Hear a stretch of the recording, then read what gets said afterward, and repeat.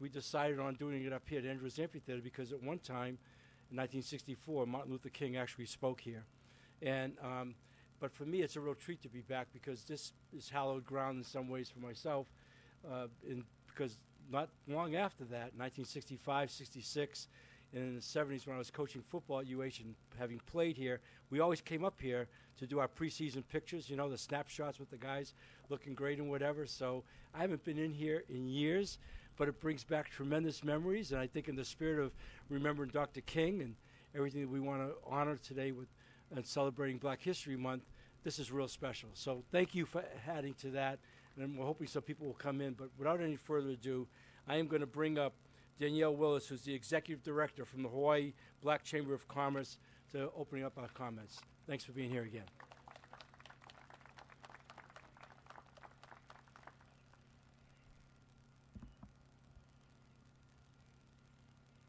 Aloha, good morning.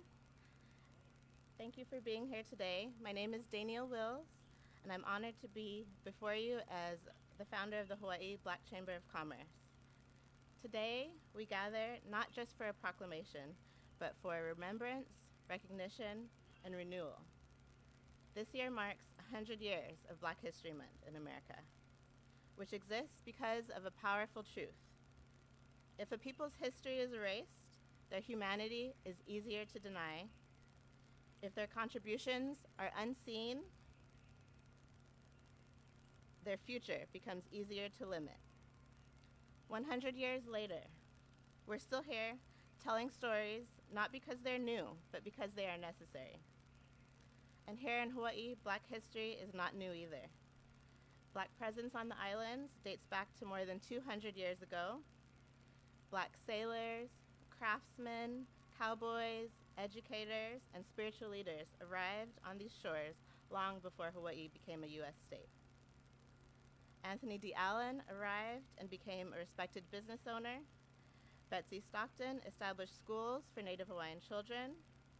Black service members live and serve here and have done this throughout generations.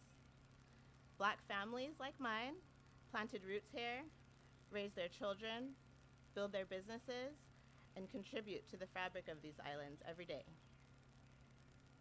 Black history in Hawaii is not separate from local history, it's woven into it, and that truth is deeply personal for me. My family came from Trinidad and Tobago, an island very much like Hawaii, a beautiful melting pot of cultures, histories, rhythms, and resilience. A place where cultures lived, ancestors are remembered, and the land holds memory. In Trinidad and throughout the African diaspora, we understand that land is something not to be owned, but to be respected, that our ancestors walk with us, that history lives not only in books, but in bodies, in ceremony, in language, and in place. When we came to Hawaii, like many others, we felt a shared understanding. These islands embrace us with aloha, and not just a word, but a way of being.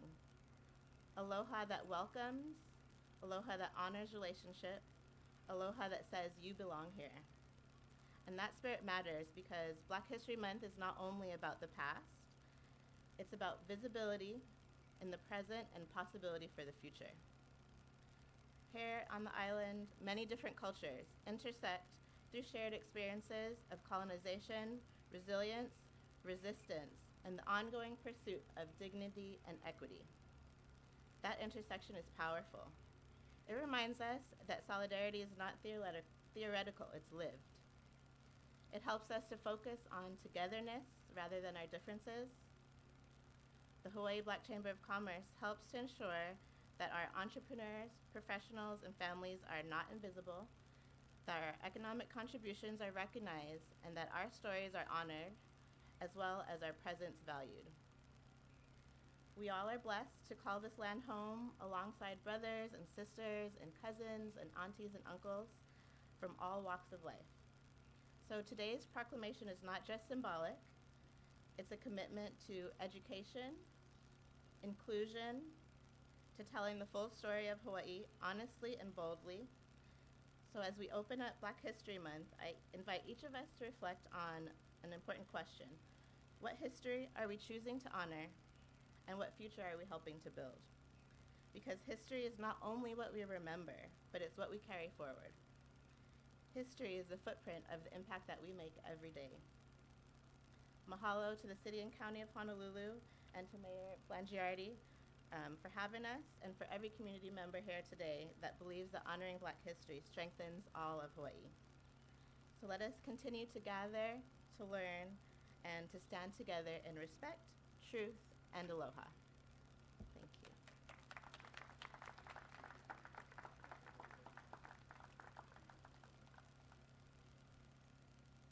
Thank you, Danielle.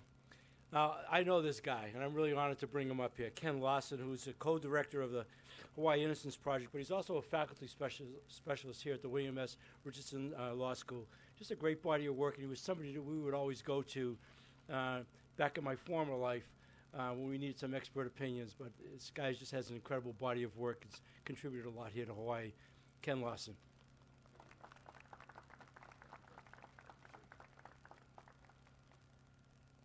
Thank you, Mayor, and thank you all for coming out today.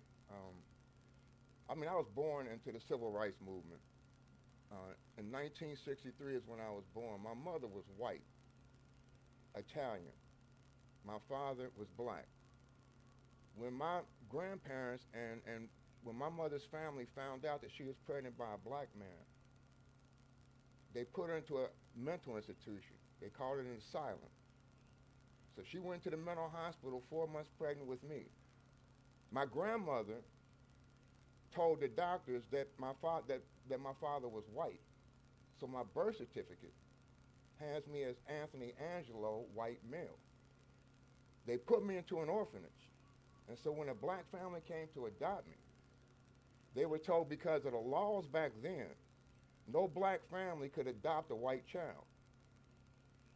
And so my father went to court, probate court, and the Archdiocese from the Cincinnati Catholic Church came to court and swore under oath that my father was Black. And that's how my birth certificate got changed from white to Black. That's when I lost my white privilege. But around that time in Cincinnati, Ohio, 1963, Fred Shuttlesworth, who was active in Birmingham, Alabama, moved to Cincinnati 4 blocks from my grandmother's house where I was raised at. And so I've been marching and active from knee high. And I'll tell you this story. Fred used to train us in protest, Reverend Shuttlesworth. And when I became a lawyer, I showed up for a protest. And he said, "What are you doing here?" I said, I want to protest. I want to march.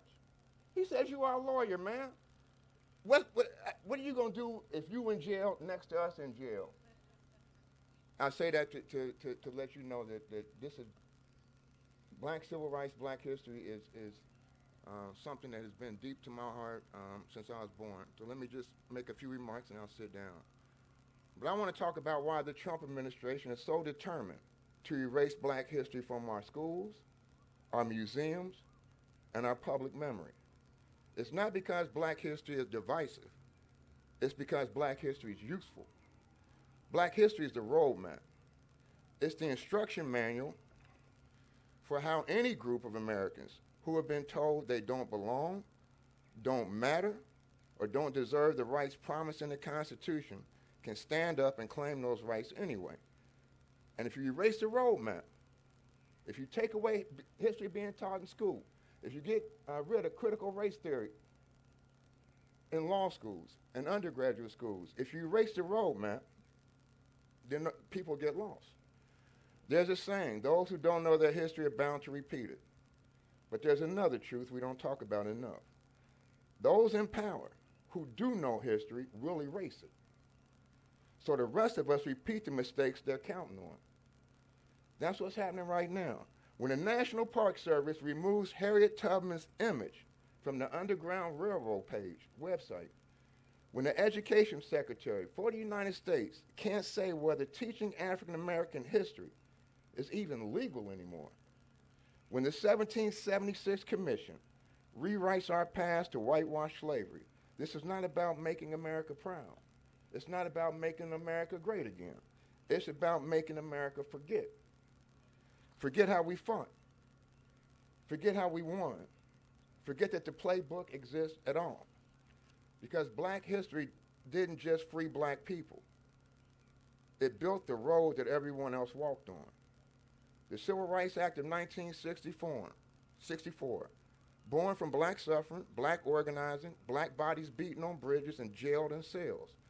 That act became the legal foundation for almost every movement that followed: women's rights, disability rights, immigration reform, LGBTQ equality, the sit-ins, the marches, the strategy of nonviolent resistance.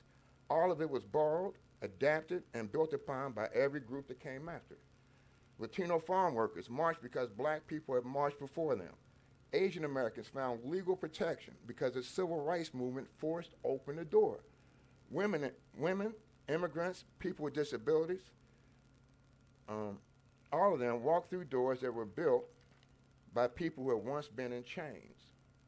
That is why black history matters to everyone, not as symbolism, as strategy. And that's exactly why the current administration wants it erased. Because if you don't know the playbook, you can't run the play. And right now, we're watching history repeat itself because too many people have already forgotten. In Minnesota, federal agents have killed civilians in immigrant enforcement operations. A nurse filming an arrest, a woman in her car, a 5-year-old child being detained. The justification? The same words we've heard for decades. The officers feared for their lives. The situation escalated. They had no choice. The script was written for black Americans. It was tested on black Americans. And now it's being used on immigrant families, on anyone whose presence this administration finds inconvenient. The mechanism first used against black communities, surveillance, criminalization, the presumption of threat, have never stayed confined to black communities. They always spread. And they're spreading now against immigrants, against protesters, against journalists, against public officials who dare to speak out. Here in Hawaii, we understand this. We live in a land where a sovereign nation was overthrown. We live among family who remembers when Japanese Americans, citizens, neighbors, children were in prison not for anything they did, but for who they were. We know what it looks like when power decides that a people's voice is inconvenient. Black history and Hawaiian history are not the same, but they rhyme. They're not the same, but they rhyme. And they teach the same lesson. When you erase history of resistance, you don't erase the oppression. You just make it easier to repeat. That is why Black History Month matters, not as a celebration of the past, but as a defense of the future. The civil rights protections forged through black struggle now stand between immigrant families and arbitrary detention, between peaceful protest and punishment, between democracy and authoritarianism. The question is never who is targeted first. The question is who is left unprotected last. Black Americans did not fight for civil rights just because we were black. We fought because we're human. And the fight reshaped this country and expanded freedom for everyone. This is the history they want to erase. In grade schools, colleges, and professional schools, this is the playbook they want to burn. I want to thank the mayor for inviting me to speak today, and more importantly, for showing the kind of leadership that is willing to stand up, speak out, and affirm the humanity of all people in this city. That kind of leadership should not be rare, but right now it is. And those who show it should not stand alone. Black history teaches us that when power comes after those who speak for human dignity, the community must stand behind them. Behind our journalists, behind our public servants, behind our elected leaders, behind anyone courageous enough to tell the truth when silence would be easier. Those who don't know their history are bound to repeat it. But those who do know their history have a choice: to stay silent or to stand up. Black History Month asks, which side you gonna be on? Thank you all.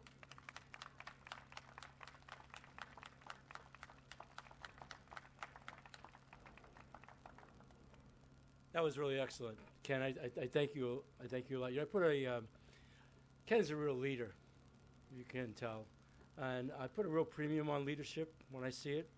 And as he alluded to it, sometimes too often, or too rare. We don't see it often enough. And there's a couple of attributes that I look for in those who lead. One is authenticity. The other is passion. It's the real deal. He loves what he does, loves the work he does. I'm inspired. Ken, thank you so much for that. And let me just say, if Dr. King were here today, he would be applauding you on what you just had to say, sir. Well done. All right, so our third speaker, Dr. LaLoya Reed Shelley, is Assistant Professor at the Department of Education and Administration here at the University of Hawaiʻi. And I know for a fact we're in for a real treat. So, Dr. Shelley, you're up.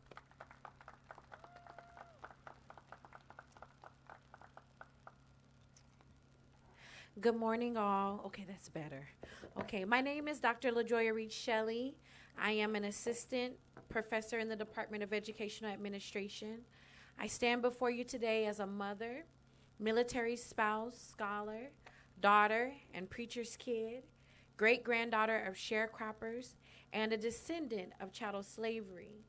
I am honored to offer remarks in celebration of the centennial of Black History Month, which began as Negro History Week when it was launched by Carter G. Woodson. I'm reminded also of my first lecture on Black history, which I delivered in the 10th grade in my government class in Altus, Oklahoma. As we reflect on the past 100 years, we are reminded of a truth that must be stated plainly and repeatedly. Black history is American history, foundational to our democracy, our economy, our culture, and our ongoing and continued struggles for justice and possibility. Black history is a story of great fortitude, labor, and intellect. Figures I admire like Mary McLeod Bethune, Ida B. Wells, George Washington Carver, Mary Jane Patterson, and others collectively weave a story of resistance and creativity, of survival and even joy. Because our collective story is not just about our tragedy, but also about the ways we have triumphed. And Black history is also part of Hawaii's history. Black people have been present in these islands for more than a century and a half as sailors, laborers, soldiers, educators, artists, faith leaders, students, and families. As scholars remind us, and they followed the trade winds, Black people's contributions to Hawaii are significant and they are vast. For example, on Maui, Lahaina Luna High School sits on the former site of the Lahaina Mission Station, where in 1823, a formerly enslaved woman and missionary, Betsy Stockton, established a school for the Maika'anana, the common people. The school became a model for educational institutions in and beyond Hawaii. On Oahu, Carlotta Stewart Lai arrived in 1898 and pursued her education just up the road at Punahou School, which was then known as Oahu College. And in 1909, she became the first popolo, or Black woman, principal in Hawaii at just 28 years old.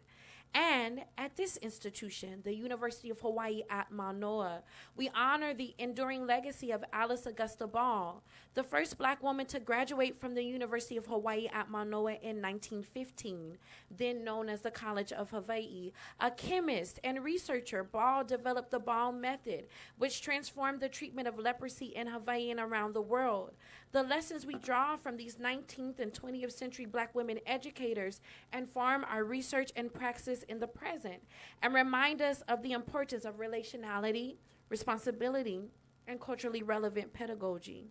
This centennial moment calls for us not to give in to erasure. We must ask ourselves, what does it mean to actually commemorate Black history, not only with our reflection, but also through our actions? What does it mean to teach this history honestly across disciplines and generations? And what does it mean to engage Black histories, not in the margins, but at the center of our collective histories? How do we find ways to navigate, recognize, and understand difference in the present? As we mark our 100 years of Black history commemorations, let us recommit ourselves to truth-telling. Let us resist the narrowing of history and the silencing of voices. Let us remember that when Black history is erased or distorted, all of us lose. We lose access to a fuller understanding of our shared past and our shared evolution as humans. And Black history, told fully and courageously, is essential to imagining a more just future for us all. As Carter G. Woodson reminds us in his seminal text, The Miseducation of the Negro, real education means to inspire people to live more abundantly, to learn to begin with life as they find it, and to make it better. Mahalo nui to the city and county of Honolulu, to Mayor Blangiardi, and for all who are gathered here today. Thank you so much.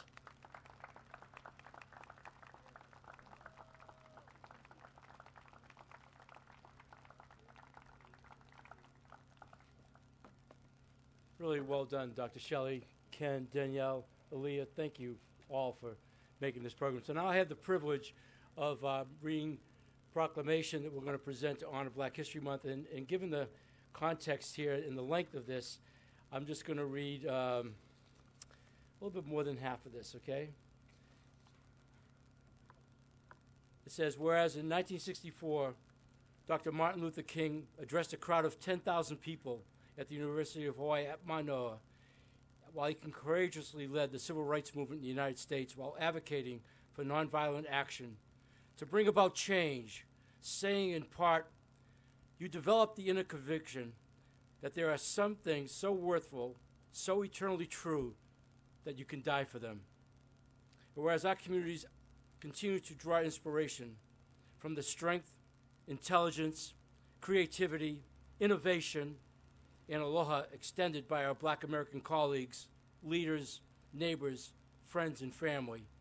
And whereas now, therefore, I, Rick Blangiardi, Mayor of the City and County of Honolulu, do hereby proclaim February 2026 to be Black History Month in the City and County of Honolulu, in recognition of the profound and indelible influence Black Americans have had and continue to have on the past, present, and future of Oahu, the state of Hawaii, and the United States of America, with a commitment to ensuring their remarkable contributions are honored, remembered, and celebrated forever. I want to thank our people. I want to thank all of you for being here today. God bless you. Dr. Shelley, I think I'm presenting this to you. I think so. Yeah. Beautiful. Thank you, sir. Appreciate you. Thank you. Thank you all for being here today. We really appreciate it.